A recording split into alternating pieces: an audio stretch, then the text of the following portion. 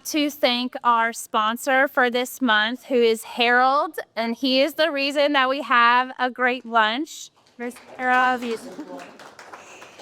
If you don't know, Harold is an amazing contractor and an investor himself. He has done some of the fastest and highest quality rehabs I've ever seen. Notably recently, he did a rehab for Dustin that took 3 weeks for a full rehab. Literally incredible. Harold, you want to tell us a little bit about your business? Man, I think he did a great job. What can I add?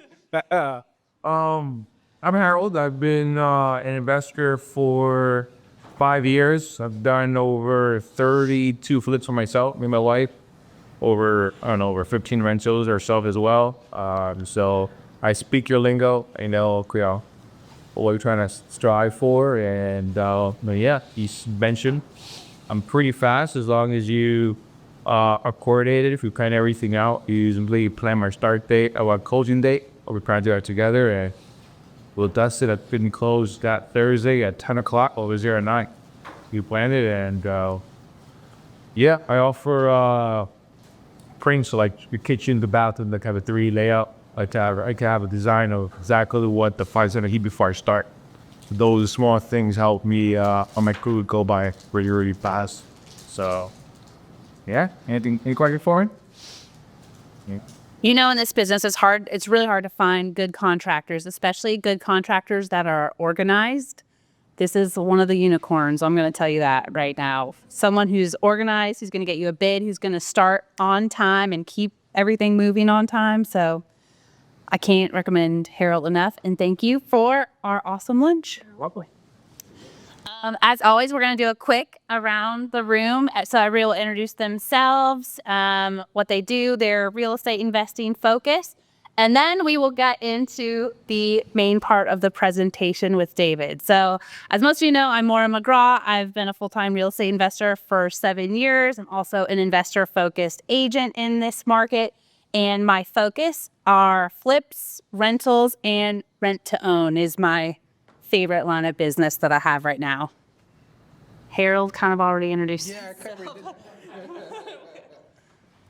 Hi, I'm Dustin. I moved here last fall from Illinois, and I got a few rentals up there that I'm slowly selling and moving down here. And I just did my first fix and flip with Harold, and the secret's out. So now hopefully he'll still not be too busy to work with me.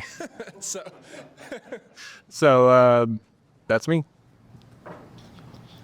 Hi, I'm Shelby. I am an investor in long-term and short-term rentals. I am also in the process of creating a business kind of in the short-term space that I'm hoping to launch maybe May, June of this year. So I will keep everyone posted as that comes along. My name is Marco Toledo. I'm with eXp Realty. I'm a realtor and just started.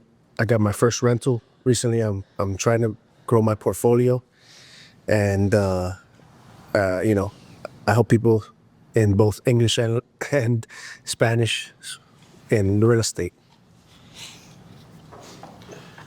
Hi, my name is Praveen. I've been in Mobile for past 14 years now. Traditionally, I have long-term rentals, free and clear. I'm getting into fix and flips. And I also partnered with a person to get into wholesaling now. And I'm a sub-2 member. That's how I started connecting with people, and I realized how important it is to be connected with the real estate investors and like-minded people. And that's when I started going into these meetups and met wonderful lady Mara, and she connected me to some good people. So that's why I'm here. I'm here to connect and learn from you guys. My name's Todd Brown. I'm a real estate agent with eXp Realty, and also I'm an investor focusing on rentals, doing a little wholesaling, flips, and some commercial buildings. Hey, Stephen Laggery, moved here about a year ago from Baton Rouge, got into fix and flips about 6 months ago, and really glad to be here. My name is Donnie McGriff. I moved here about a year ago as well, a little over a year. I've been full-time at the off-market real estate stuff. I used to be a licensee, but this is for 6 years. And yeah, done some flips, rentals, still have a small portfolio. And yeah, my specialty is just going direct to seller. Thank you. Hello, my name's Nathan Bennett, and I work for D.R. Horton in South Baldwin County, and my wife actually works for D.R. Horton in the North Baldwin County area. I do have one rental property, and I'm here to just learn more and to learn from you. Hey everyone, Tom Callagher. I'm the owner of Fairhope Mortgage. While we do all sorts of mortgage lending, we specialize in investment properties, including DSCR loans where you don't need to show any income, or fix and flip and even ground up construction. Hi, I'm Miranda with Myrick Insurance. We are the biggest independent agency here in Baldwin County, but I'm also an investor as well. We've done fix and flips, and we have long-term rentals here in Baldwin County. My husband and I are business partners, and we also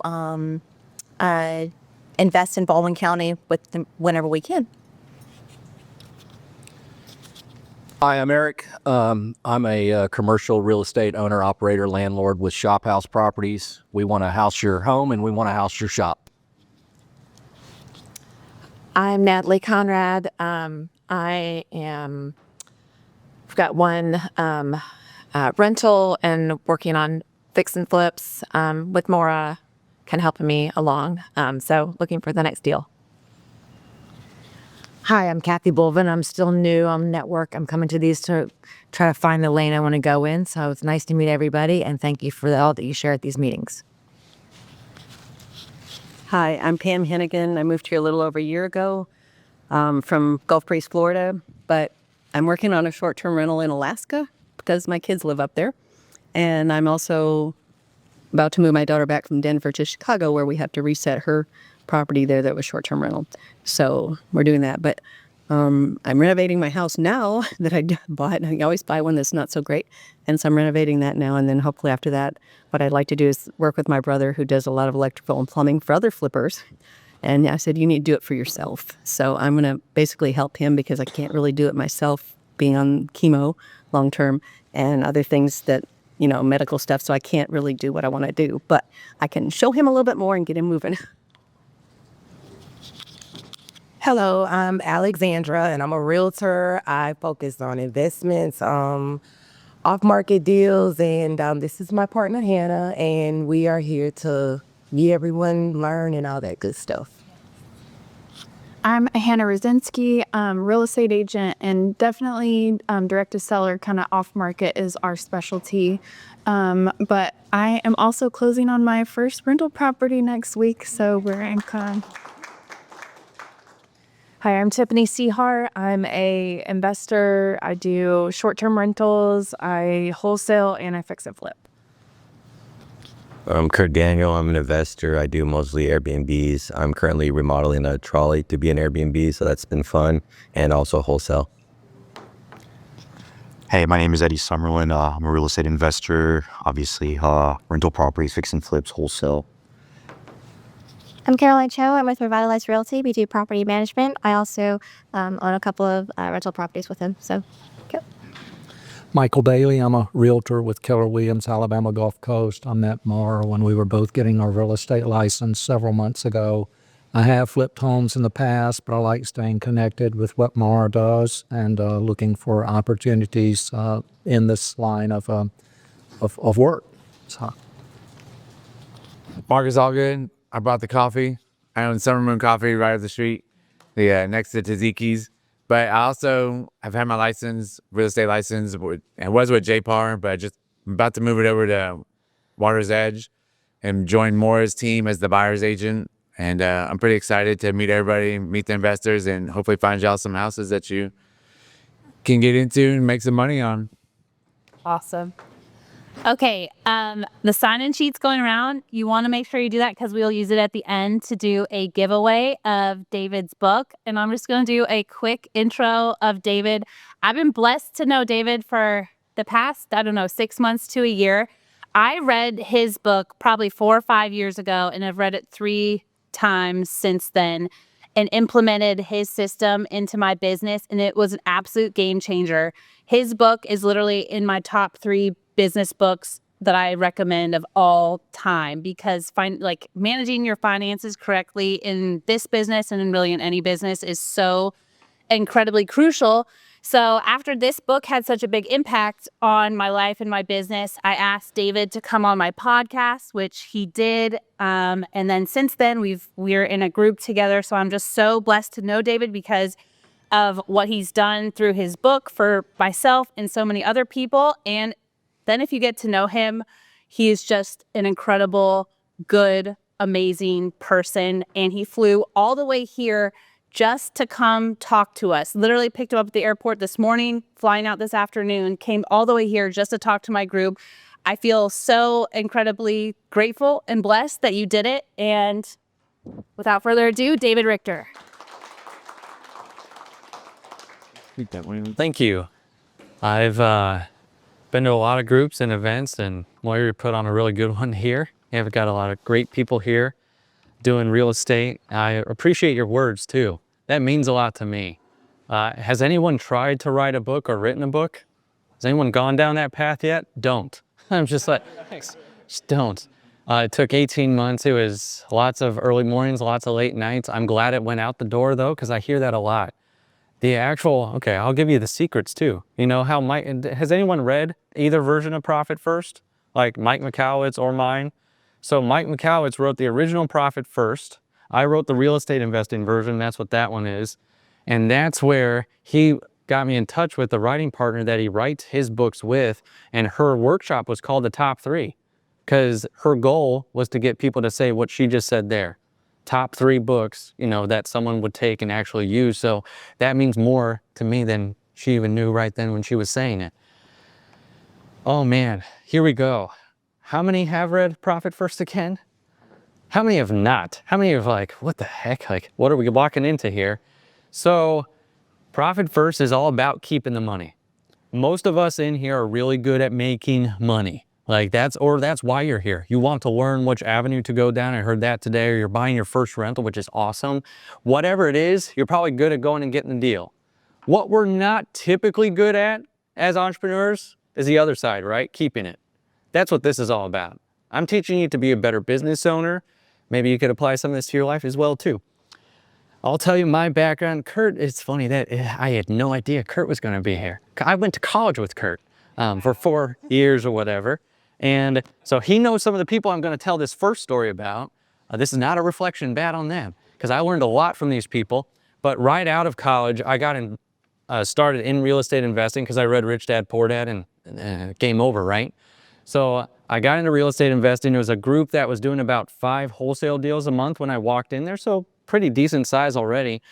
We scaled that up over the next 5 years to about 25 deals a month, like fix and flip, wholesale, turnkeys, lease options, rentals. We had about 120 portfolio with about 100 of them being rent to owns. So we were doing lots of stuff. The reason I'm standing here today though, is we were doing 25 deals a month, but spending 26 worth. So who cares? Who cares that we were doing that amount of deals? We weren't keeping the money. We were really good at the deal flow and exit strategies, but we got in over our heads. That's not just at that level either, because I'm still part of a group, which is fine. That group I was a part of back then, but as a real estate investor, and I was hearing the same things going to that group. Other people doing $1, $2, $3, $4, $5 million a year in real estate, but saying, yeah, we're doing all this stuff, and then at the bar later, they're crying. Where's all my money? And that's like, hey, I know that feeling. So that's where I realized it wasn't just us. And then there was a lot of other people in that space. But then I moved across the country because I don't have a good ending to that story. Oh, I didn't turn the company around and oh, it's all sitting. No, it blew apart. Okay, that owner is still there. He's doing a great job now. His team's just, instead of 25 people, I think it's down to 4 to 5. So he had to take some steps back. I moved to Richmond, Virginia, started working with an investor there. But he was doing about 1 deal a month. And I said, show me your numbers, because you're pretty decent size already. We scaled that up over the next 5 years to about 25 deals a month, fix and flip, wholesale, turnkeys, lease options, rentals. We had about 120 portfolio with about 100 of them being rent to owns. So we were doing lots of stuff. The reason I'm standing here today, though, is we were doing 25 deals a month, but spending 26 worth. So who cares? Who cares that we were doing that amount of deals? Like, we weren't keeping the money. We were really good at the deal flow and exit strategies, but we got in over our heads. That's not just at that level either, because I'm still part of a group, which is fine. That group I was a part of back then, but as a real estate investor, and I was hearing the same things going to that group. Other people doing $1, $2, $3, $4, $5 million a year in real estate, but saying, yeah, we're doing all this stuff, and then at the bar later they're crying. Like, where's all the money? And that's hey, I know that feeling. So that's where I realized it wasn't just us. And then there was a lot of other people in that space. But then I moved across the country because I don't have a good ending to that story.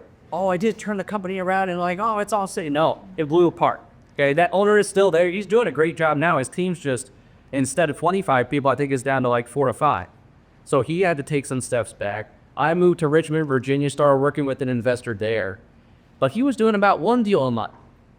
And I said, show me your numbers, because your numbers don't lie. You can tell me anything about your business, but I don't care. Just show me what you're actually doing. He's like, here you go. And I said, oh, this is a mess, like everyone else. So I went in there, we cleaned it all up and got to see where his numbers were. And he was doing the same things at 1 deal a month that we were doing at 25 deals a month. It's just no one had taught a simple steps to keeping more. And he was typical, I'm not paying myself. It's not consistent. I don't know where my money's going.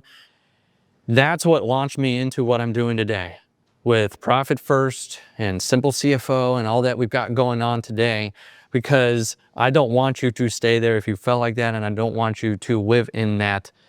And I also have another story here that I'm going to tell you about as well too, about another investor that I met through the journey. But that's why I'm teaching this, was my background. And I want to, it's, first of all, it's not worth to scale that unless you can have a bottom line and unless you have the time back that you really want from a business like that, number one. But number two is it's all avoidable. You don't have to go down that road. So I don't want to scare you if you're just getting into your first one. This is where, if you're getting into your first one, these are good first steps. If you're 1,000 deals down the road, this is how do I get profitable now? I'm tired of the rat race, that type of thing. So let's get into it. I don't know if you can see it. It's pretty light. I don't know if we want to turn the stuff off or not. Do you want to try? If not, I can just talk. Is that better? Is that better? Okay. Now I can't see you, just kidding. So here we go. This is Joey English. I met him at a mastermind, Gary Harper, if you know that name. He was at this mastermind about 4 or 5 years ago, and Joey was in the same boat we were, but no one knew. So he gets up in front of the room like this. It was about 30, 40 people. And he starts to tell his real estate story because he owns a rental company and does some fix and flips. Not a crazy amount of volume, but he got up.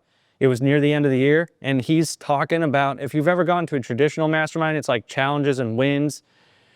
So he starts talking about his challenges, and he says, this year, I felt like we were growing, but I don't know where all that money's going. And then he starts breaking down and crying in front of everyone. This is why this story is burned into my brain, because we're all like, what do we do? How can we help him right now?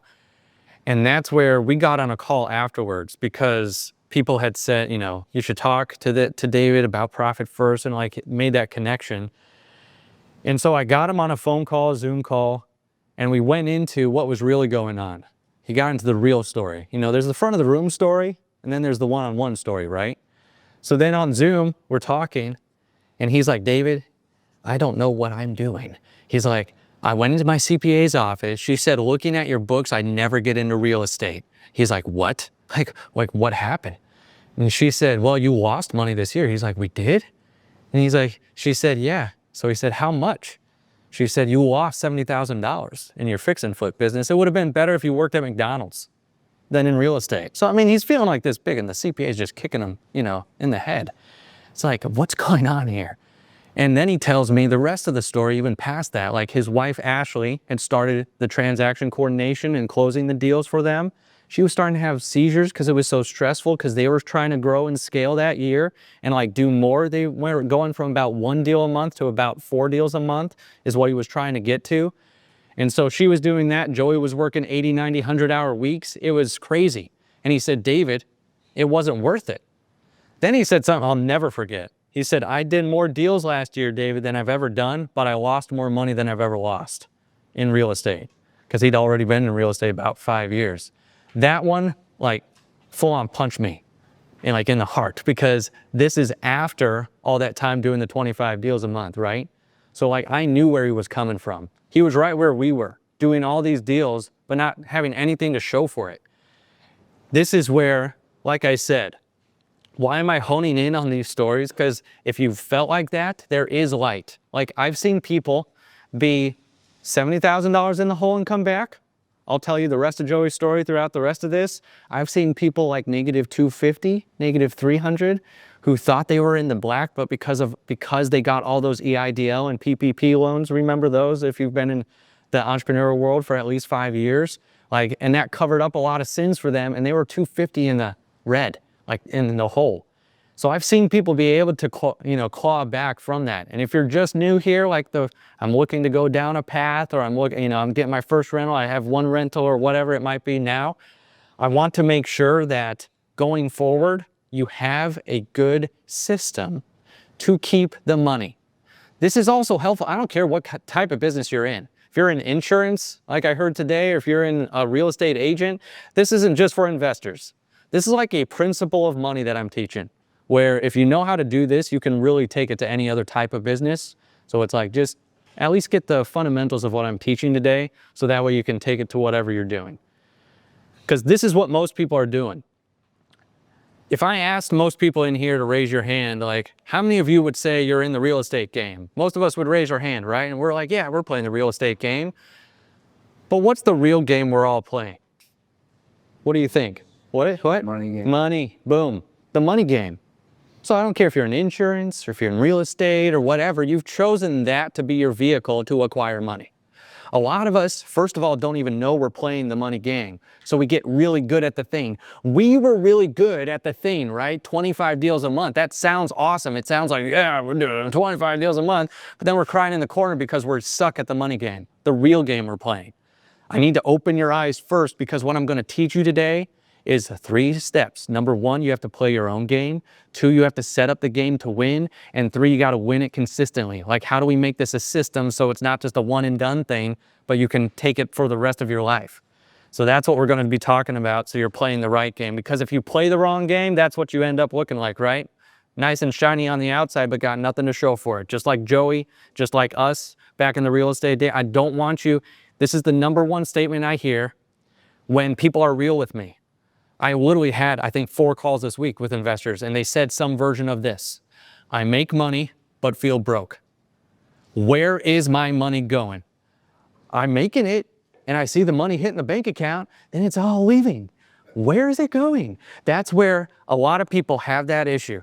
Honestly, it's not just in business, right? Like in our personal lives too. So yeah, we'll go there. What's the root problem? Why do I think we get into this situation, especially as an entrepreneur, especially as a Western society entrepreneur?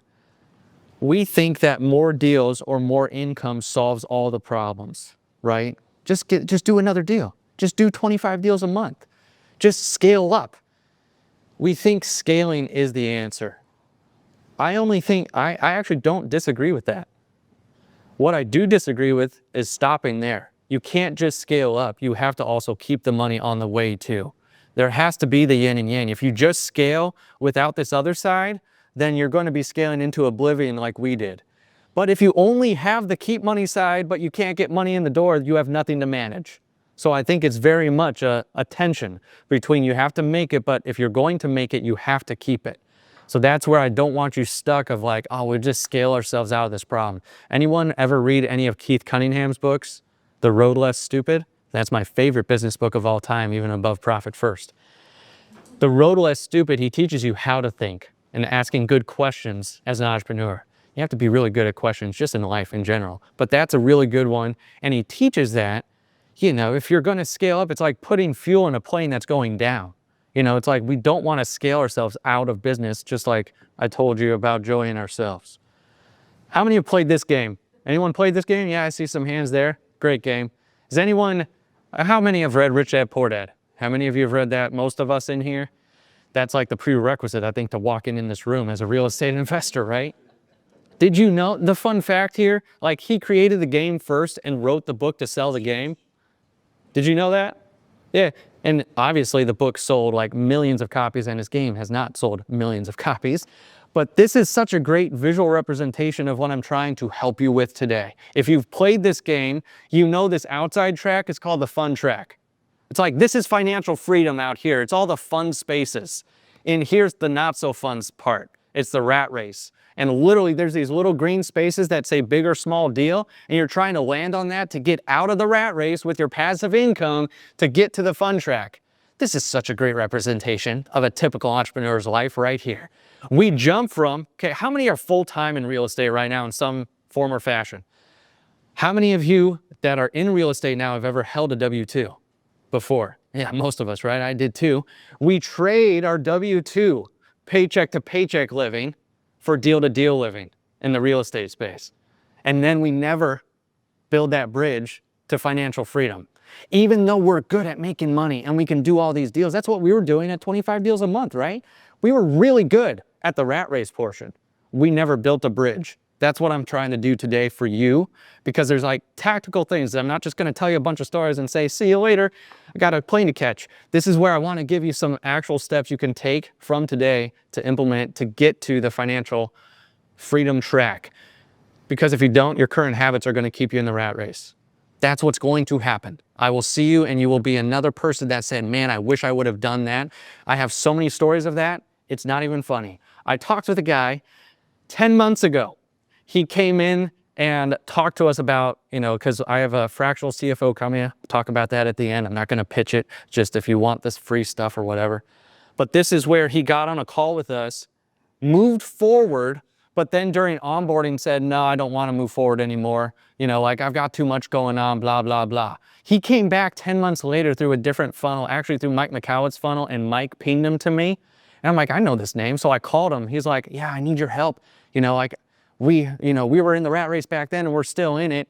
And so he's like, I'll give you a call next week. And this was 2 weeks ago. So he called me last week to say, like, he was supposed to move forward then. He called me and said, actually, we're shutting the business down because I think we're in over our heads and we don't have any money and any cash. I'm like, my heart was bleeding for him. I'm like, 10 months ago, that would have given us plenty of runway with what you were making to be able to forego all this. So this is why I'm so adamant of like, just do something with this today. Even if you don't work with me because you don't have enough going on or whatever it might be, take some of the stuff that I'm going to give you today and implement it. I'm going to give you as much as I possibly can too. Like at the end, a cheat sheet for all this stuff. So literally if you zone out for the next 30 minutes, you'll be okay. Just kidding. Don't do that, please. But if you do like this, I'm going to give you some overviews because you need to make sure that you implement this stuff so you don't end up in the rat race and staying there, because you're the small business entrepreneur hero, right? Especially in this room, if you touch real estate, it's only on the core four, right? The tenets of just being a human being. You need a roof over your head. This is where I want you to make sure you're the small business superhero and you're not having to land like so many people, or crash land. Like you come out of the sky and you hit the ground hard because the money pulls you down. So here we go. Here's point number one, especially playing your own money game. Find what you need to keep. So this would be a good time to take out your paper and pen too, probably, and start writing some notes if you're going to do that. Find what you need to keep. What do I mean by this? Let me ask you a question before I answer that of what this whole point means. Why did you start doing what you're doing? Why are you in real estate? Why are you in insurance? Whatever it might be. And I don't mean, why did you start this? And you say financial freedom, right? I want you to sit there and think internally why you started it. Was it because you wanted to get away from your W-2? Did you want to spend time with family? Like, go deeper than the words financial freedom. We would all say that, but it's all different for each one of us. Like, because it's your business and it's your family and it's your story. So why did you start your business? We have to keep that in mind because it ties into this point number one. I'm going to tell you a quick story. Anyone have a pen I could use real quick? Oh, look at that, an extra pen. Thank you. How many have read the book Crucial Conversations? Anyone? Another good one. That's probably in my top 5, say, like, of business books. Number 1 is Keith Cunningham's book, The Road Less Stupid. Crucial Conversations is a great one, not just for business, but for life. This helped me with my wife, my daughter, everything. this is my daughter, Eleanor. I'm going to illustrate something from this book. The chapter title is number 10. It's called Retaking Your Pen. And metaphorically, the authors, there's like 5 of them, they say that when we're born with our pen in our hand, and that you're writing your own story. That pen is metaphorically your self-worth. And they're like, when you're really tiny, you've got your pen, and you've got the 2- and 3-year-old, they have their pen grasped firmly in their hand. They don't care what anyone thinks. They're bouncing off the walls. They're asking a million questions. They're doing all the things. You get a little bit older though, right? And it's very easy to start giving up your pen. With my daughter, I saw this actually happen. For the first time a couple years ago, I live in the Orlando, St. Cloud, Kissimmee area, and my daughter had a dress-up day at school, Tacky Tourist Monday. So she's got all the little stuff, right? She's got a little hat, a little fanny pack, little sunglasses. She's like super excited. Sunday night, she gets it all laid out. Monday morning, she gets it all on. Dad, let's go to school. I'm like, here we go. This is going to be a great day. We get in the car. I'm taking her. She's just, how many have a little girl? How many have a little girl? Yeah, they just like chat, chat, chat, chat, chat. And like the whole time, it was beautiful. Just a daddy, daughter bonding moment here. So we're going to school, but then 5 minutes from school, she gets really quiet.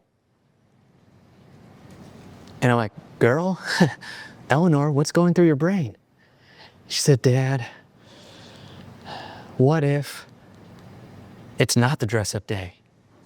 Maybe I should take some of this stuff off. Maybe I shouldn't go to school today. All these things that she's saying. And she literally gave her pen like that to some snotty-nosed little 6-year-old, like to write her story. And I'm like, girl, you're beautiful. Walk in there. Have a great day. Here, I'll show you on the app. I promise it's the day. It's like, here you go. And she walks in. She has a great day. But how many of us do that throughout our life? Why did we do 25 deals a month but spend 26 worth? You know why? Because we went to a mastermind and we cared about what those other mastermind members cared about and like what they thought about us, not what we should have been doing for our own business. Joey, same thing. A lot of us, the same thing.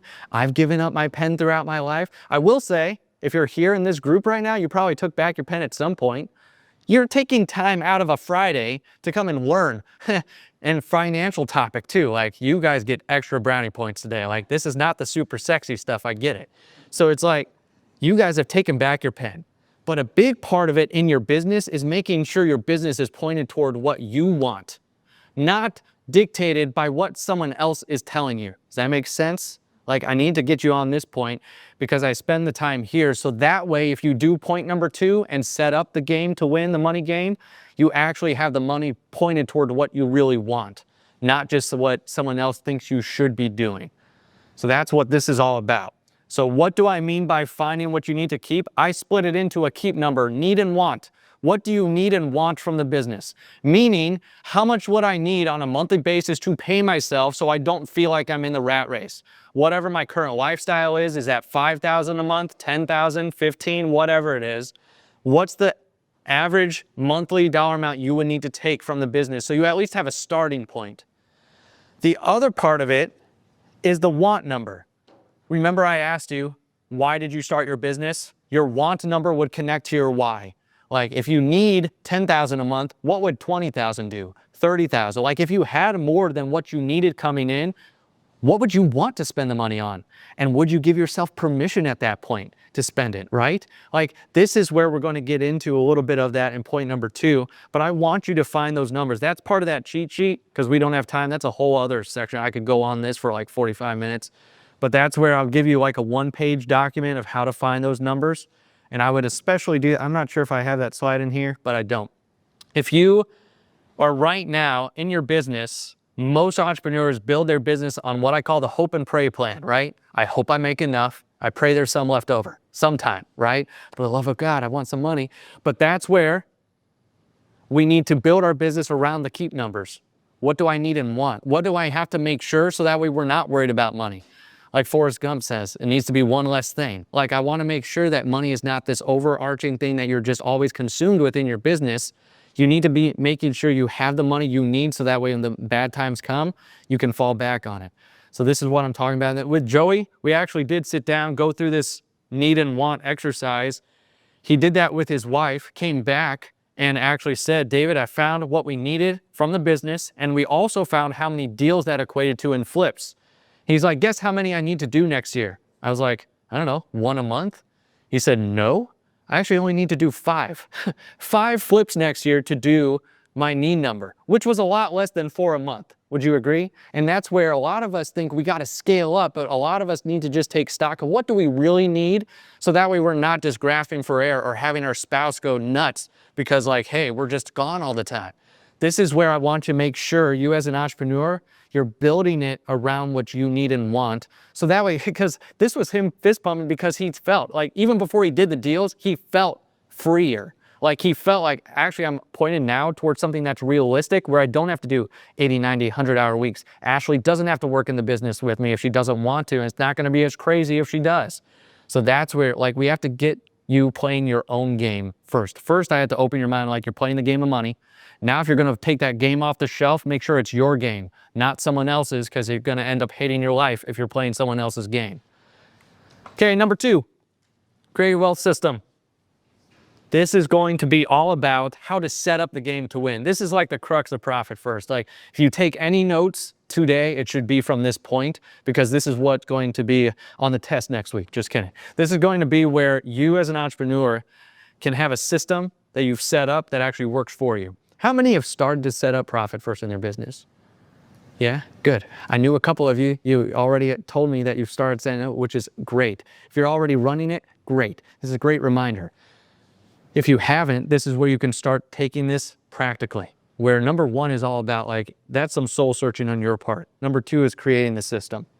How many have the black hole bank account right now? Just kidding. This is the one big bank account where all the money goes in, all the money goes out.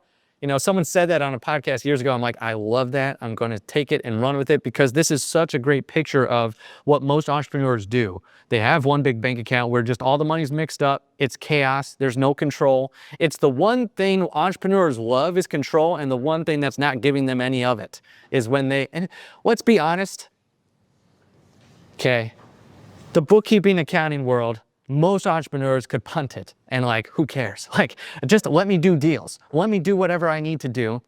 Some people just give the shoebox full of receipts, right? Or just like dump it on their CPA at the end of the year. But what do you do every day and every week with your business? You manage cash, right? Cash comes in, you're gonna manage it. So that's what this whole presentation is really about. Like the cash that you are managing on a day-to-day basis, how do you give yourself a fighting chance and it's not with the black hole bank account. Here we go. This is where I want to give you what the whole system is about, but I like questions. So here you go. Do you know the 3 most important numbers that you need in your business to be looking at, especially from a cash perspective? Does anyone want to take a guess what they think the 3 most important numbers are? Yeah? Which ones? What? Anyone? No one's brave enough. Expenses? I'm going to make it super simple, okay? What you make, spend, and keep. I mean, this is like, so expenses are what you spend, make, your income, and then what you keep, what you take home. Honestly, these are the only 3 numbers you care about. When you wake up in the morning and you're thinking about your business, it's like, did we make enough? Did we spend in the right areas? Are we bleeding money? And did I get to put any in my pocket? Like, what the heck? You know, it's always the up and down. So this is where I'm going to build this system around it. I want you as an entrepreneur to know these 3 numbers. There's so many times that I've talked to entrepreneurs one-on-one. They can't just give me these numbers, or they say like, I think it was this. You know, I make on average between 15 and 25 on a wholesale deal. I'm like, that's a big range there. Like, was it 15 or is it 25? Like, tell me what you're really making and what you're really keeping from these things on a flip. 45 to 75, like, what is it? Like, that's a big range. I want you to know exactly what's coming in and out of your business. So here we go. This is the book. The book is really simple. Like, this is nothing earth-shattering. That's why I love it too. It's simple. Because Profit First, how many have heard of either Dave Ramsey or the envelope method? How many hate Dave Ramsey? Just kidding. Whether you love him or hate him, he's made it very popular, the envelope method, in the personal finance space. Putting the little envelopes together and being able to use the money for mortgage and, you know, utilities and all that. The end goal there is just the principle. You give every dollar a name. You're intentional with your money. You're not just letting it come in and go out with this big black hole bank account, right? That's what the Profit First system is. Only instead of envelopes, we're going to be using business checking accounts. And we're going to be intentional with them, and we're going to name them so we know where every dollar is going. This is the system and how you set it up. The first three I would set up is the golden trio of bank accounts. Look at me. I look like I love Harry Potter and Star Wars. I do. So look at, this is where those big epic sagas, right? They have three main heroes, Luke, Han, Leia, Harry, Ron, Hermione, making sure good wins in the end. Your business is so much more important than these movies. This is your epic saga that you're living out, that you want to pass on, that you want to ride into the sunset with yourself, whatever it is. You need to make sure you don't have just one big hero or one big villain in your business bank account system, that black hole bank account. We need heroes. We need those ones helping us keep the money. So the golden trio bank accounts, here you go. These are the first three I would set up in your business. Profit, owner's comp or owner's compensation, what you pay yourself regularly, and owner's tax. If you don't do anything else today from this whole thing, if you haven't listened up to this point, if you don't listen to me after this, just get this one slide. Like, start to keep more of what you make systematically. To fend off the Q&A at the end for this slide specifically, I'll tell you what these three differences are here. What's the difference between profit and owner's comp?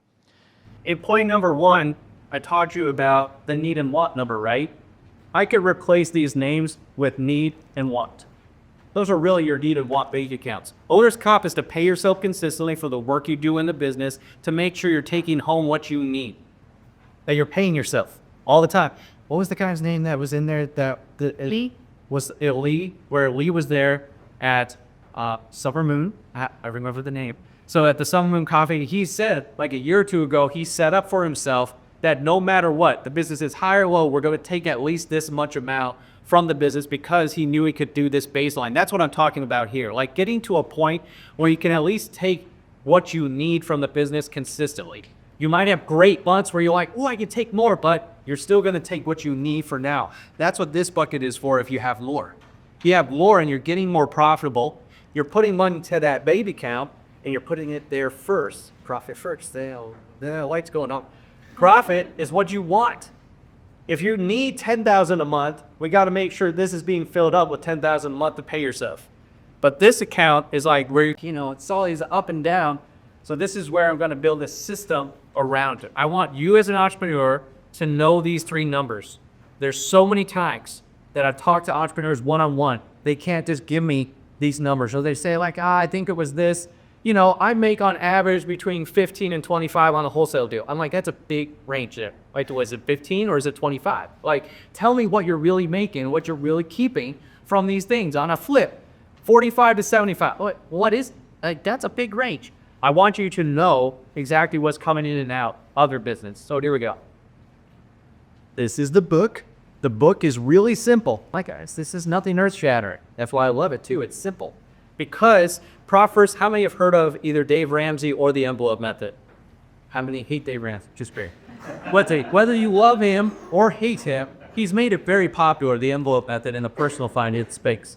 Putting the little envelopes together and being able to use the money for mortgage and utilities and all that. The end goal there is just the principle. You give every dollar a name. You're intentional with your money. You're not just letting it come in and go out with this big black hole bank account, right? That's what the Proffer system is. Only instead of envelopes, we're going to be using business checking accounts. And we're going to be intentional with them, and we're going to name them so we know where every dollar is going. This is the system and how you set it up. The first three I would set up is the golden trio of bank accounts. Look at me. I look like I love Harry Potter and Star Wars. I do. So look at this is there. Those big epic sagas, right? They have three main heroes. Luke, Han, Leia, Harry, Ron, Hermione, making sure good wins in the end. Your business is so much more important than these movies. This is your epic saga that you're living out, that you want to pass on, that you want to ride into the sunset with yourself, whatever it is. You need to make sure you don't have just one big hero or one big villain in your business bank account system, that black hole bank account. We need heroes. We need those ones helping us keep the money. So the golden trio bank accounts. Here you go. These are the first three I would set up in your business. Profit, owner's comp or owner's compensation, what you pay yourself regularly, and owner's tax. If you don't do anything else today from this whole thing, if you haven't listened up to this point, if you don't listen to me after this, just get this one slide. Like, start to keep more of what you make systematically. To fend off the Q&A at the end for this slide specifically, I'll tell you what these three differences are here. What's the difference between profit and owner's comp? In point number one, I taught you about the need and want number, right? I could replace these names with need and want. Those are really your need and want bank accounts. Owner's comp is to pay yourself consistently for the work you do in the business to make sure you're taking home what you need, that you're paying yourself all the time. What was the guy's name that was in there was it Lee, where Lee was there at Summer Moon? I remember the name. So at the Summer Moon Coffee, and he said like a year or two ago, he set up for himself that no matter what, the business is high or low, we're going to take at least this much amount from the business because he knew he could do this baseline. That's what I'm talking about here. Like getting to a point where you can at least take what you need from the business consistently. You might have great months where you're like, oh, I could take more, but you're still going to take what you need for now. That's what this bucket is for if you have more. If you have more and you're getting more profitable, you're putting money to that bank account and you're putting it there first, profit first. Now, with that light's going on. Profit is what you want. If you need $10,000 a month, we got to make sure this is being filled up with $10,000 a month to pay yourself. But this account is like where you're going to be putting that extra money to do whatever the heck you want with. We'll talk about that more in point number 3. The other difference here is you take this either weekly, bi-weekly, monthly. It's more frequent. Profit is quarterly. I'll talk about that in a little bit too. Owner's tax, it's tax time right now. What is it, March, whatever, 28th? So owner's tax account is making sure you have a peace of mind account. So when it is tax time, like it is right now, you're not freaking out saying, oh shoot, I got to do like 4 more deals to cover this tax bill that I know is coming up. That's what most people do. They go into panic mode at tax time, where I want you to just slice a little bit off of every deal, stick it in this account and say, boop, I don't need to worry about that anymore. One less thing. So that's what I want here. Open up these keep accounts. The other ones are really simple. The other foundational accounts, income and OPEX. Do you see I've put make and spend there? So now you have a framework for make, spend, and keep. Income, I would separate out from operational expenses. This is all the outflow of money. This was that one big black hole bank account. Now you're going to set up an income account to see all the money coming in. So you can see how much are you really making in your business. So now you have a make, spend, and the golden trio are your keep accounts. So now you have a very clear picture just by opening up that app that you have on your phone with the bank that you're going to be looking at way more than a QuickBooks type app. And you're going to look at your money and say, oh, that's where it is. Okay, at least I have a good general overview of where my money is right now. There's another one I add for the real estate world that's super important. This is like foundational if you are going to be flipping or holding or you take private money from someone. Okay, not take it, but you know what I said, borrow it. That's where if you do that at all, has anyone borrowed money to do a real estate deal before, right? Has anyone had it sent directly to your bank account versus escrow or something like that? Because some private money lenders will just send it right to you. If you build a good relationship with them, I would set up a 6th account called OPM, other people's money, or the rehab account, or investor vault, whatever you want to name it, just to make sure that you have the money to run the business with the first 5, and that other account is to run the rehabs and anything that comes from their money, so you're not playing the game, the money shuffle game, which then becomes what? A Ponzi scheme, right? Don't ask me how I know that, where it's like, where do we have all this money? And like, oh shoot, now we've run out of lender A's money and we still have project A to do, and then you got lender B covering up project A. None of that stuff.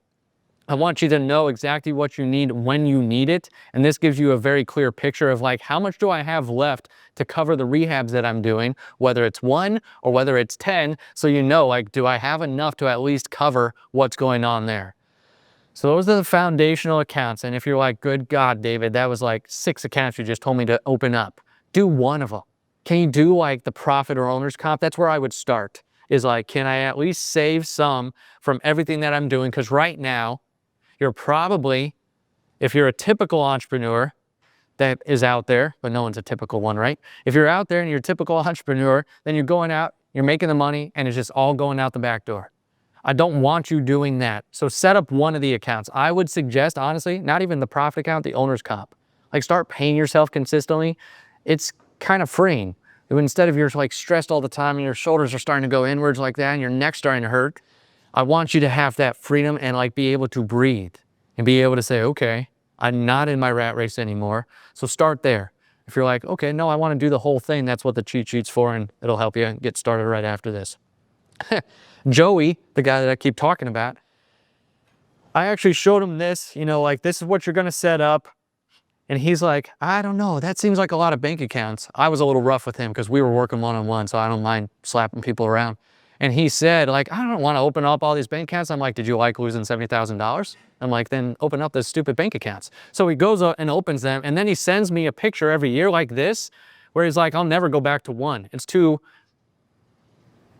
clarifying, too clear now. Like, I know where my money is. That's what I want for you. For him, he had 2 businesses. So he actually set it up, the foundational system in both, for rentals and for his rehab, so he could see very clearly if one was making money, if one wasn't making money, if one was being a drain on the other business. Because what was he doing before? How did he cover the $70,000 loss? He's doing the money shuffle game, right? Robbing Peter to pay Paul. Oh, my rentals are throwing off cash over here. Better put it into the fix and flips. And then he wasn't seeing any of the money at the end of the day. So this helped him get away from that and clarify where his money was for the different businesses.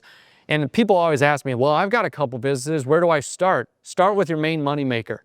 Start with whatever is putting the food on the table. Like, start with the main revenue driver with the profit first accounts, and then you can see from there how it works and if you want to open it up for the other ones.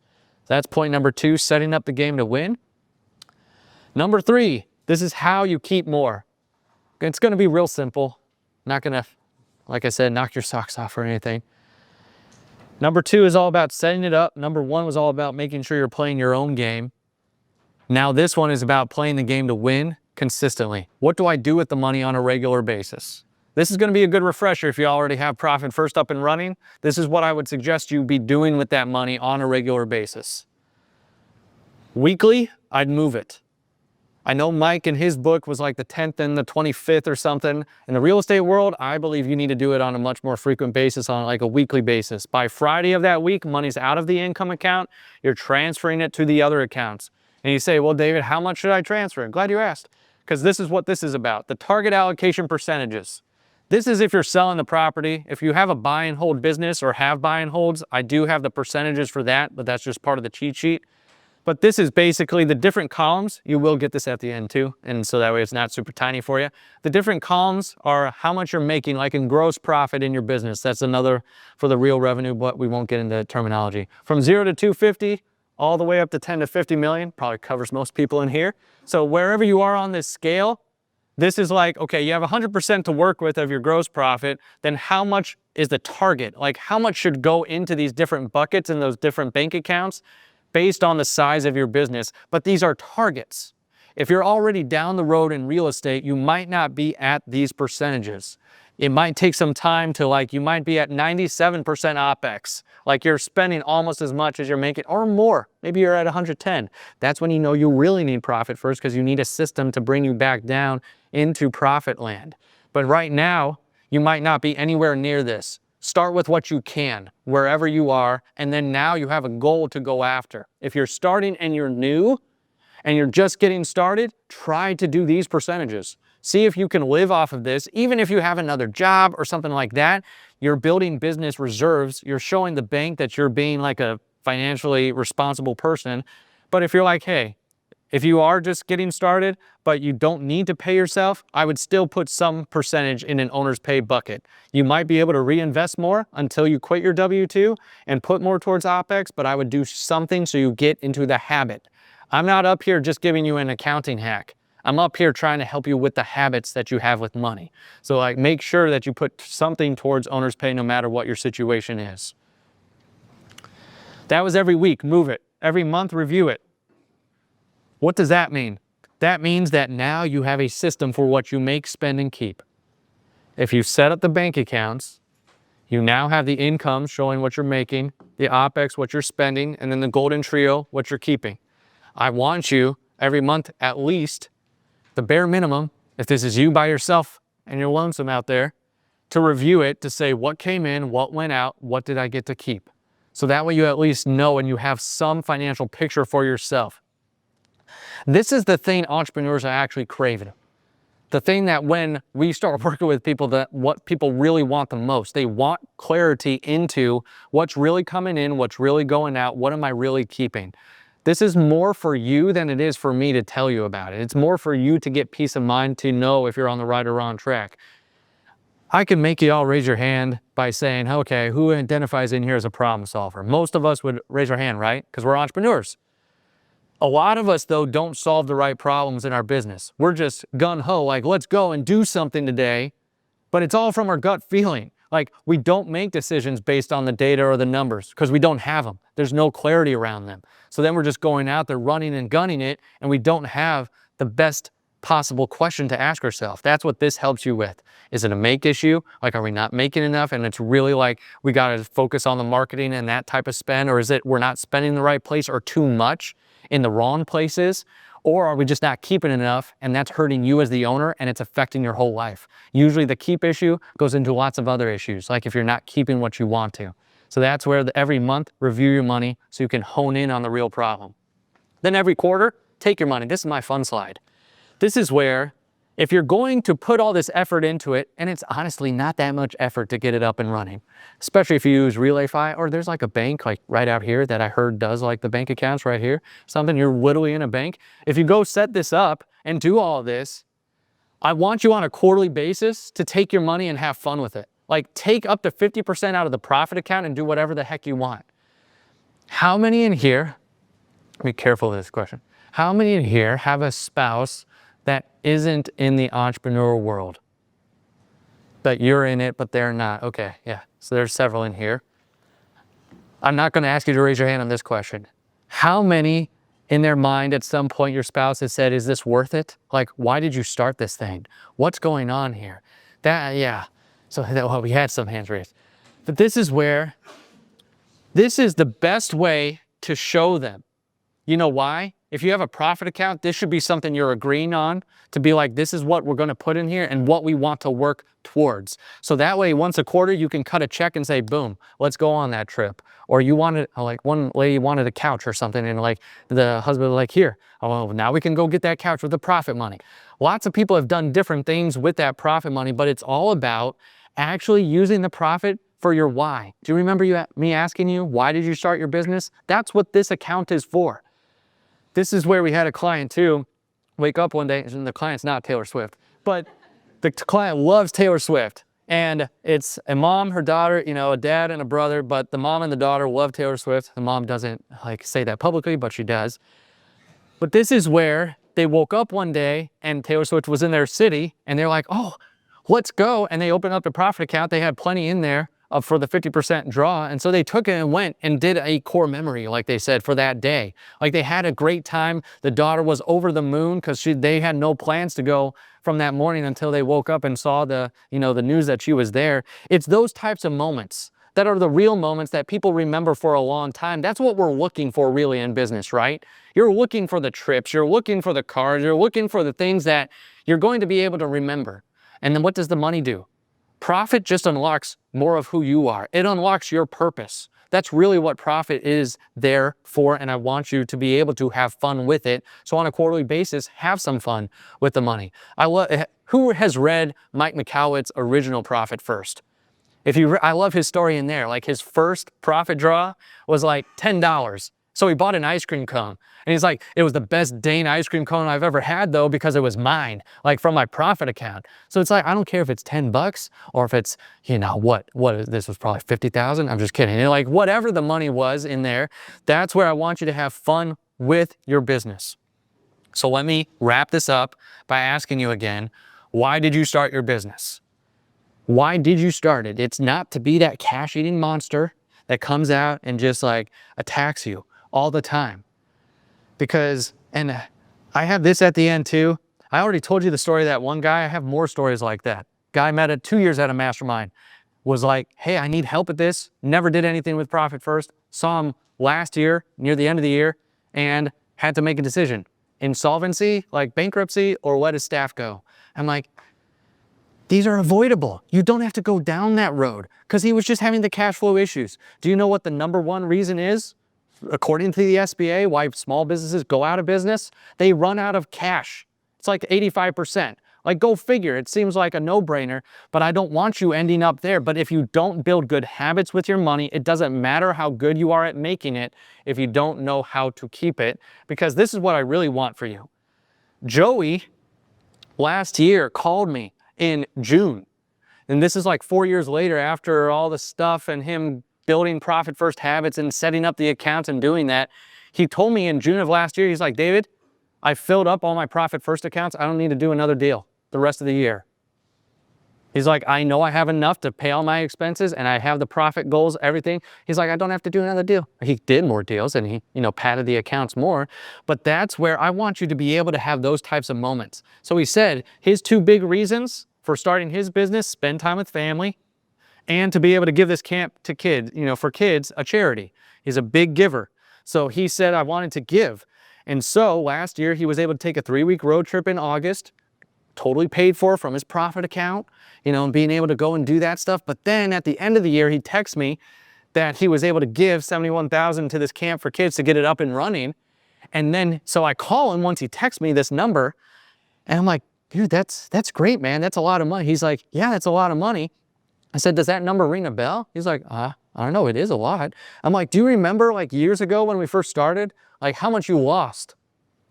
And he's like, oh, dang, like I lost 70,000. I'm like, yes. And this last year you gave 70,000. Like you gave what you were losing. And now you didn't touch profit or owner's comp or like the tax account to do that. He had a separate giving account just for giving. This is why I get so animated about this side, because none of you are in here, like I said, for it to just be this cash consuming monster that you think about all the time. It's for stuff like this. It's to be able to go do what you want to. That's where I want you to just start the steps. And I've seen Joey's story happen over and over and over again when people actually put the principles in place. It's pretty crazy when you put a principle that works in your life, how it just magically works for you again and again and again. So this is where, can you take the first steps? First steps would be making sure you get profit first up and running. Can you get the bank accounts in place? Can you make sure you know your need and want number? And then doing it consistently, weekly, monthly, and quarterly, making sure you're moving the money, you're reviewing it, and then quarterly you're taking it. So here to land the plane, if you want this, I'm going to have a slide at the end, a little QR code, all that stuff. It's going to give you a profit first cheat sheet, which literally is like 1, 2, 3, how to set this up, how to find where your current percentages are versus the targets. It's got different links on that one page. The second page of that cheat sheet is like that flow chart there. So if you start setting it up, you can see how the money moves to the different bank accounts. So that's a profit first cheat sheet. I also give a copy of my ebook and audiobook if you want that as well too.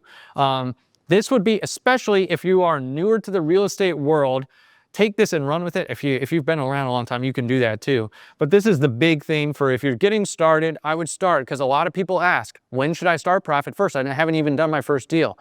But if you're in the process of doing it, like start with good habits from deal 1. So deal 10 is profitable, and deal 100 is profitable, and deal 1,000 is profitable. If you're already down the road, start with whatever deal you're at now. So that's the gift there. What do I do? Because I know you're all dying to ask me, just kidding. So what I did is I created a fractional CFO company, and I'm like, what the heck is that, David? Well, everyone's got their bookkeeper and CPA, right? Where you got to get the numbers and the day-to-day done, and you got to get your taxes filed, or you're going to be wearing an orange jumpsuit. What people are craving though, is like, what do all these numbers mean? What does the reports mean? Like, tell me how to read the profit and loss balance sheet. How do I become a savvy business owner? And how do I not think about the finances? We bring a part-time CFO on the team. Now you have to be doing at least 100,000 in revenue, like top line, to like work with us, because we've got 2 programs, a long-term one or a short-term like implementation program for Profit First. So if you're not doing that, get my free stuff and run with it. If you're doing more than that, if you'd like to get a call, we'd love to talk with you. But what we do is 3 things. For every business we work with, we call it laying the financial foundation. First, we make sure, number 1, that we lead whoever you have currently, like your bookkeeper, CPA, all those relationships, and we make sure you have clean numbers and books. Like, it starts with clarity. We got to get clarity.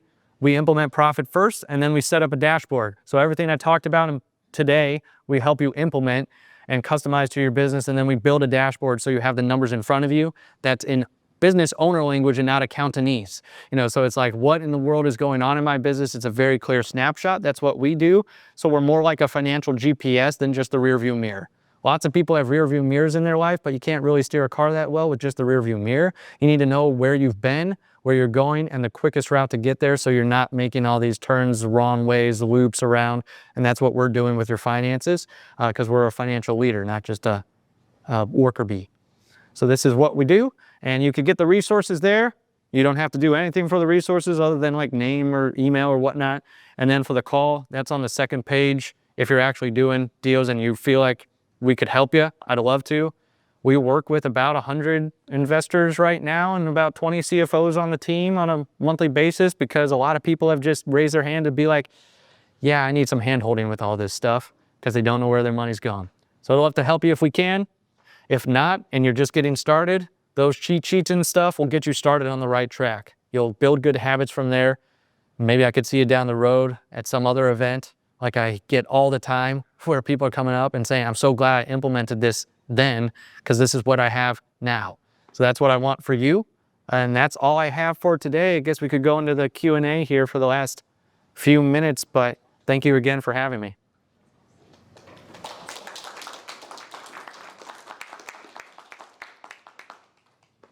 Cool. Do you want me to just go into Q&A now? Yes, I'll turn on the lights. Okay.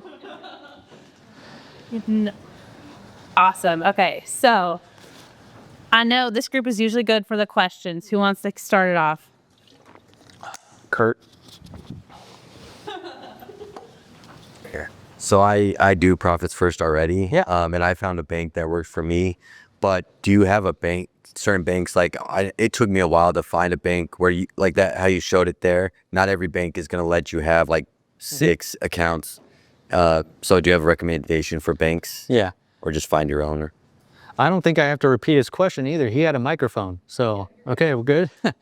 She had instructed me beforehand. So the question about different banks, if you do get the cheat sheet, I have several on there, like RelayFi and BaseLane are the 2 online banks I recommend. Otherwise, like a bank like this, more of like a local type bank versus a big bank.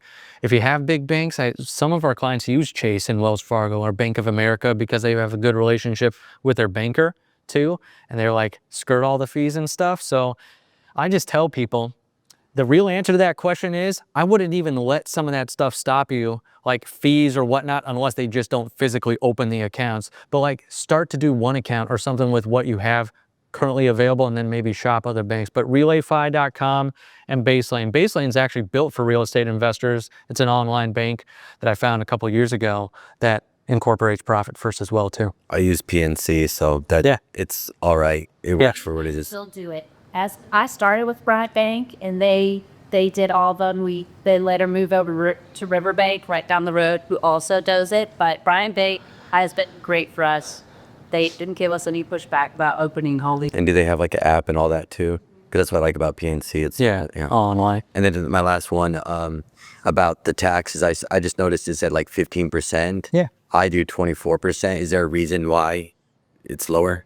It's more because it's off gross profit than revenue. So it's like and when you're thinking about that too, it's like you still have all your expenses to expense before you're paying the real taxes too. Does that make sense? So honestly, a lot of our clients don't even do 15% anymore, because they're like especially if they get into the rental world. If you get the targets for that, I'd put it at like 5%, because like now you can do depreciation and you can do cost segregation and all the different things that rentals and long-term affords. So that's just on the cash side. That's why we put it at 15. Yeah, cool. There's a question. I saw her hand. I have a follow-up for Human Van. This bank lets you open up all those accounts. Do they charge a fee? Because I know I tried to do that with my bank, but if you don't have $1,500 in it, they charge $8 a month. I mean, at this point, we have a minimum of like $50 or $100 for each account. It's not. Yeah, that's not bad. 8 is always pushable. Right? Yeah. She just squeeze away. Especially at a local bank. It's like my $6. It's not $8. I know that's not much, but. Okay, off of that, do you have any accounting firms that you partner up with that are really familiar with the layout of Profit First? Yes. Now, are you asking more for the bookkeeping or CPA side? I need everything. Everything? Technically, we have bookkeeping, but I don't give it unless you're a CFO client. So if you can't start with a CFO, I'd check out Mike McCallow's website to find a Profit First professional there that has like the bookkeeping if they just offer the bookkeeping. But we don't offer any of those auxiliary services unless you have a financial leader first. We do have an option, like I said, for like the first time investors that are just getting up and running where it's implementation. We also offer bookkeeping at that point too, even if you just do like our implementation package. So, but yeah, if you look up Mike McCallow's and ProfitFirstProfessionals.com, that's another good place to find at least the ones that know Profit First, or that should. So, any other question? There we go.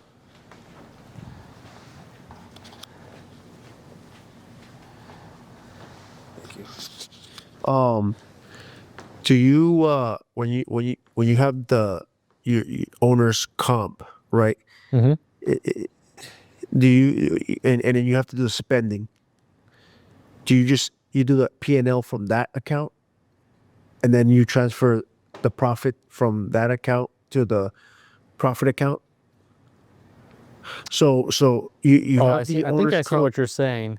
You're Like, so I think the you're trying income to is mix. coming in. Where's it coming in at the profit first account? Sure. Or because it's a checking, right, or a savings account? Because there's two accounts, right? The checkings and the savings, but you're naming them different terms. I tell people just set up the Profit First account first, like on a checking, business checking, like make it easy on yourself first. Like we could get into the book where he's like, you could set up the profit and taxes at a different bank and their savings account and it's harder to touch. It's more like self-discipline. It's like if you know you're going to raid those accounts all the time, like set them up somewhere else to make it harder, like Bryant Bank and then the other bank down the street. It's like do something like that. But I want to make sure I'm understanding your question too. Are you saying where would you distribute that money from? Or Yes, that, and then would you put it in a savings account for the profit? Yeah. Okay. Or the tax, or keep it as a checking account. Those accounts. I tell people do whatever you'll do first, like to make it easy on yourself. So if it's checking accounts, great. But if you want the full system, like profit and taxes, you could either do a high yield savings account because you're not pulling from it as much. Yeah. So like there's some online banks I use, now it's something with a tree on it. But I use like an online bank that has like a 4.5% thing. That's where like my profit account and tax account are. So that way it's not a part of my main bank and it's a savings account and it's high yield. Some people, I don't know if you know the term infinite banking.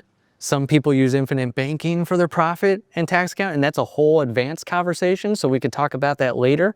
That's using whole life to hold the profit and taxes and get a crazy yield on that, but that's a whole nother thing.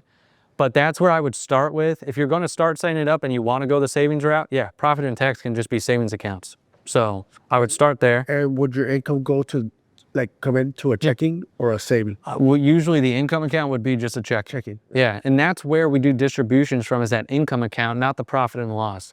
The only time we would need to look at the profit and loss is to be like, okay, the income that really came in, was it income or not? Did I get lender's funds? Because that I shouldn't be taking as profit right up front. Like that should go into the OPM account or the other people's money, that rehab account.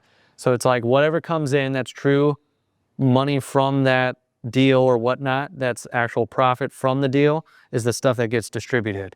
I don't really care about the profit and loss or balance sheet at that point, because the profit first is, that's where some people, if they're so focused on what's traditionally called GAAP accounting, like your profit, your profit and loss, your balance sheet, all this stuff in QuickBooks, doesn't really tie into profit first at this level. You're just trying to get, what did I really make on this property so I can distribute it to the rest of the accounts and start building a reserve in those accounts and like actually have money to take for myself. When you start doing assessments and stuff on like, okay, what are my percentages and stuff? That's when you would open up the QuickBooks account and being like, okay, where is my profit going in all this? So that way you have more defined percentages. But first I would just, especially if it's just you, just work the bank account system to make it simpler. Yeah, so to summarize, you have the income coming into a checking account, profit first account. Yeah, the income. Then you distribute it to an owner's comp, tax savings. Yep. Profit savings. This is a savings account. OPEX account. Yep. OPEX account. The OPEX Another business checking account. business checking account. Because the OPEX is going to be your outflow of all your systems and recurring subscriptions and all that. So you don't want that to be a savings account. You want that to be something that money can flow very easily. Does that make sense? So like the first 3 accounts, like income, OPEX, and what was the other one? Well, I guess those are the 2 main ones. Owner's comp could be more of a checking account too, because you're taking that more frequently. Those would be business checking. You could put the other ones as savings, profit and taxes. And your operating account is basically that you pull from your profit first account, right? Is a percentage that you need to run the business. Correct. Right? So that's where the cheat sheet helps you understand, how do I get those first percentages for all these accounts of what I'm doing currently? Yeah. So that way you have to, that is the difference between, and I didn't go into this in depth because then, it's all spreadsheets and numbers. There's current allocation percentages, which is what you're doing today and what you're already in the habit of doing without even knowing you're doing it. But that's where you start. The targets, what I showed you, are the TAPs, those target percentages of like, how close can I get to the target on my next transfers? Does that make sense? Yes. Cool. That's good stuff. Okay, any others? Yeah. In your consultation with individuals who are in this space, are there common threads of line items that are the easiest thing that you're like, most people can knock this off of the spend category to make more? That's a good one. That's a good question. The 2 highest areas that we see, these are just in general business. Do you know the 2 highest areas that people spend money on? Labor, yes, is one. Payroll/labor. And then, did you say marketing? I would not cut marketing first though. Marketing is your lifeblood. That's where you have to make sure you're spending in the right areas, but you also have to look at your returns as well too. We usually are looking at those 2. And if you're just starting out, labor is probably not going to be the issue. Marketing, you're probably not putting enough into yet to get enough leads up and running. So it's like, what else do you have going on, especially if you're new, that is not directly tied into you generating an income? So if you're a new business, I don't care about you having a website. I don't care about you having business cards, like unless you are actively using those and driving leads to them consistently.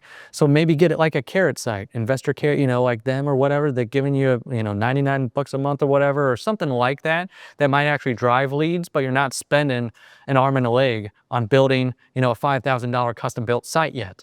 So it's like, start with what you can, but usually, this is not just for real estate investors. This is for most entrepreneurs. We spend money and focus on everything other than revenue generating activities, but all your money until you get to a certain point. Then you get to a certain point, like 500,000-ish, then you need to be playing defense even more at that level, like and above. That's when it starts to flip to the other side of like, okay, I've got a lot of revenue generating things, but I need to spend a lot more on like the attorney side and the tax side, like making sure I have those things in place as well too. So that way, if you get up and running, that's why I love Profit First. You can at least start at a small level and at least have cash management in place because you're going to be doing that from 0 to 500. But once you start actually having more assets and more cash coming in, you can spend on a good tax attorney, a good estate planner, a good, all the other stuff that you should play in defense with as well too. Yeah, watch out that here's why we went down to 25 deals a month. Our payroll was like 70% of our revenue. That's not good. Like that doesn't leave you very much for all the other things, plus profit, plus all the stuff. So like a healthy percentage for payroll is usually 30 to 35%. Like that's usually a healthy percentage. If you're much more than that, we got to take a deeper look. Did you just scale and you just hired someone? Because that's a different thing than, oh no, we've been at 45, 50, 60% for a long time. Well then, okay, are we too top heavy? So there we go.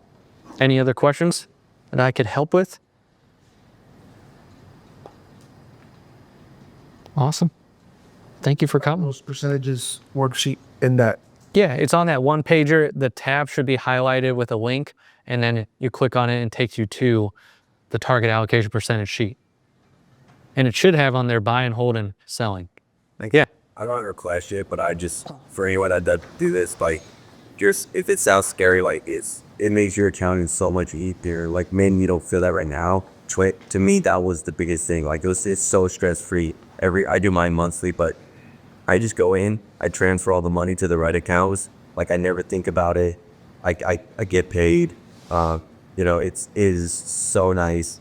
You don't have to, you don't have to think about all the, where does this money go? Where it's like, it's literally, you just do the percentage to put it on your calculator, transfer it over. Like, it changed my life, my biz. I've been doing it for a year now. I just highly recommend it. Awesome. Thank you, Kurt. I did not pay him to say that, but I appreciate that.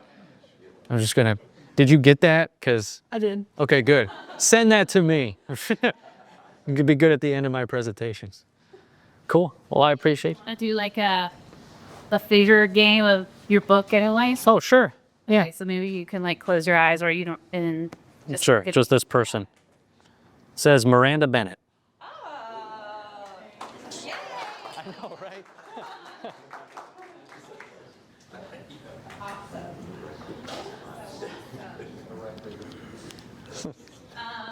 Okay, well, make sure you guys eat. We still have tons of food, so it's not going to eat itself. Also, our amazing photographer, Jessica, is doing headshots. So if you want to get a headshot, I'm taking a really good discounted price. So afterwards, you can do a headshot. And our next meeting will be, as always, last Friday of April. And we're going to be doing a Section 8 investing panel with someone from housing and urban development and a couple other investors that specialize in that. So that should be very good. And thank you all for coming. You can stay for open networking for a little while and maybe do some headshots. Laura, can we do group real estate together? That's a great idea. That's a great idea. Let's do it.